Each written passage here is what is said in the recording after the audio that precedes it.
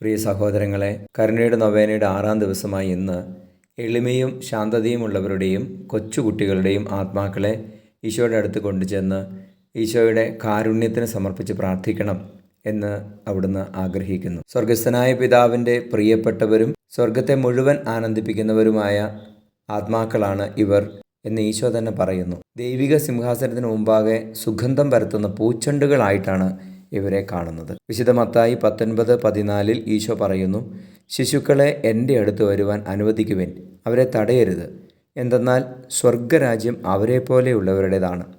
ശിശുക്കളുടെ ആത്മാക്കളെ ഈശോയ്ക്ക് സമർപ്പിച്ച് നിഷ്കളങ്കമായ നിർമ്മലമായൊരു ഹൃദയത്തിന് വേണ്ടി നമുക്ക് പ്രാർത്ഥിക്കാം.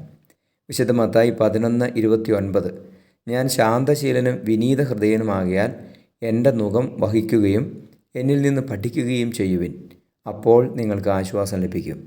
അപ്പോൾ നമുക്ക് വിനീതമായ ശാന്തശീലമുള്ള ഒരു ഹൃദയവും മനസ്സും സ്വഭാവവും ഉണ്ടാകാൻ ഈശോ ആഗ്രഹിക്കുന്നുണ്ട്.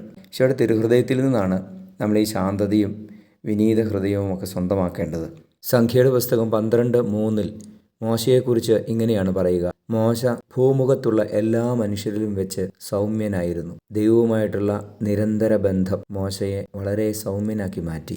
പ്രഭാഷകൻ 3:18-19 നീ എത്ര ഉന്നതനാണോ അത്രമാത്രം വിനീതനാവുക, അപ്പോൾ കർത്താവിൻ്റെ കൃപയ്ക്ക് നീ പാത്രമാകും. ഈശോ നമ്മളെ വളർത്തുന്നതനുസരിച്ച്, ഈശോ നമുക്ക് കൃപകളും അനുഗ്രഹങ്ങളും ഉയർച്ചയും ഒക്കെ തരുന്നതനുസരിച്ച് നമ്മുടെ ഹൃദയം ലാളിത്യത്തിലേക്കും എളിമയിലേക്കും വിനീത സ്വഭാവത്തിലേക്കുമൊക്കെ വളരാൻ വേണ്ടിയിട്ട് ദൈവകൃപയ്ക്ക് വേണ്ടി നമുക്ക് ഓരോരുത്തർക്കും പ്രാർത്ഥിക്കാം.